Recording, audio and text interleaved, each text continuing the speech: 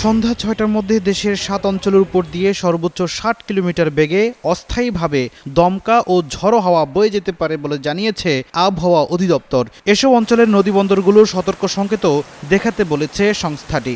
বৃহস্পতিবার আবহাওয়া অধিদপ্তরের আবহাওয়াবিদ ডক্টর মোহাম্মদ আবুল কালাম মল্লিকের দেওয়া সন্ধ্যা ৬টা পর্যন্ত অভ্যন্তরীণ নদীবন্দরগুলোর জন্য দেওয়া আবহাওয়ার পূর্বাভাসে এই তথ্য জানানো হয়। আবহাওয়া অফিস জানায়, আজ সন্ধ্যা ৬টার মধ্যে রংপুর, দিনাজপুর, কুমিল্লা, টাঙ্গাইল, ময়মনসিংহ, চট্টগ্রাম এবং সিলেট অঞ্চলের উপর দিয়ে পশ্চিম উত্তর পশ্চিম দিক থেকে ঘন্টায় ৬০ থেকে ৮০ কিলোমিটার বেগে বৃষ্টি, বজ্রবৃষ্টি সহ ঝড়ো হাওয়া বয়ে যেতে পারে।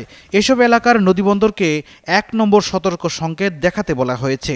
এদিকে সকালের পূর্বাভাসে আবহাওয়া অফিস জানায়, আগামী ২৪ ঘন্টার মধ্যে রংপুর, ময়মনসিংহ ও সিলেট বিভাগের অনেক জায়গায়, রাজশাহী, ঢাকা ও চট্টগ্রাম বিভাগের কিছু কিছু জায়গায় এবং খুলনা ও বরিশাল বিভাগের ২-১ জায়গায় অস্থায়ীভাবে দমকা, ঝোড়ো হাওয়া ও বিদ্যুৎ চমকানো সহ হালকা থেকে মাঝারি ধরনের বৃষ্টি, বজ্রসহ বৃষ্টি হতে পারে।